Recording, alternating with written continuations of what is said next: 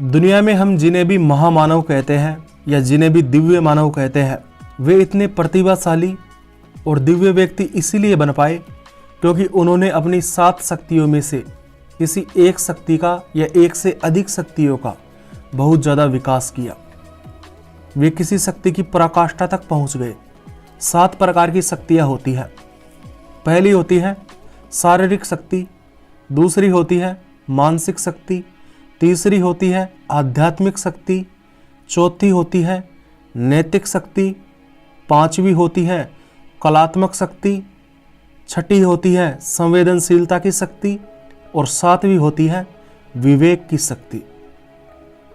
जब कोई व्यक्ति अपनी शारीरिक शक्ति का उच्च स्तर तक विकास करता है तो वह गामा पहलवान या मोहम्मद अली जैसा दिव्य मानव बन जाता है।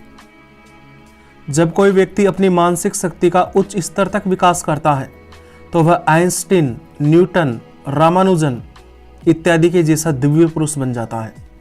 अगर कोई व्यक्ति अपनी आध्यात्मिक शक्ति का बहुत विकास करता है तो वह महात्मा बुद्ध, रामकृष्ण परमहंस, स्वामी विवेकानंद, महावीर स्वामी, स्वामी दयानंद सरस्वती इत्यादि के जैसा दिव्य मानव बन जाता है। अगर कोई व्यक्ति अपनी नैतिक शक्ति का बहुत ज़्यादा विकास करता है तो वह सम्राट अशोक, महाराणा प्रताप, वीर शिवाजी, राजा Harishchandra, Martin Luther king, Mahatma Gandhi, George Washington इत्यादि के जैसा दिव्य मानव बन जाता है। अगर कोई व्यक्ति अपनी कलात्मक शक्ति का पराकाष्ठा तक विकास करता है अर्थात उच्च स्तर तक विकास करता है तो संगीतकार Tansen, Lata Mangeshkar, Rabindranath Thakur, Jaishankar Prasad, Leonardo da Vinci, Michael Jackson इत्यादि के जैसा दिव्य पुरुष या दिव्य महिला बन जाता है।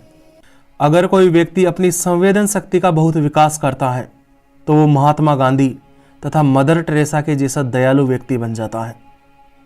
और जो व्यक्ति अपनी विवेक की शक्ति का उच्चतम स्तर प्राप्त कर लेता है वह स्वामी विवेकानंद, ओशो अर्थात आचार्य रजनीश, स्वामी रामतीर्थ, पतंजलि, प्लूटो, सुकरात इत्यादि के जैसा दिव्य व्यक्ति बन जाता है। यदि आपको भी एक दिव्य व्यक्ति बनना है तो आपको अपनी इन 7 शक्तियों में से कम किसी एक शक्ति की पराकाष्ठा तक तो पहुंचना ही होगा। अर्थात कम से कम किसी एक शक्ति को तो आपको बहुत ज़्यादा प्रैक्टिस करना होगा।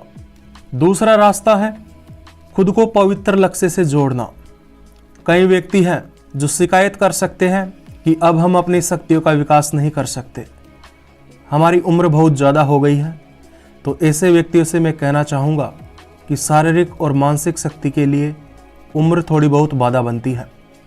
अगर शारीरिक और मानसिक शक्तियों का विकास एक उम्र तक नहीं किया जाता तो उसके बाद में इन शक्तियों का विकास करने में बहुत ज़्यादा कठिनाई आती है।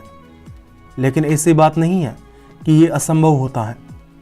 अगर दृढ़ इच्छा शक्ति हो तो जवानी निकलने के बाद में भी इन शक्तियों का विकास किया जा सकता है।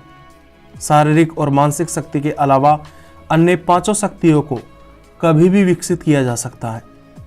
इसीलिए आप अगर शारीरिक और मानसिक शक्ति का विकास नहीं कर सकते तो अन्य 5 शक्तियों में से किसी एक शक्ति का विकास कर लो।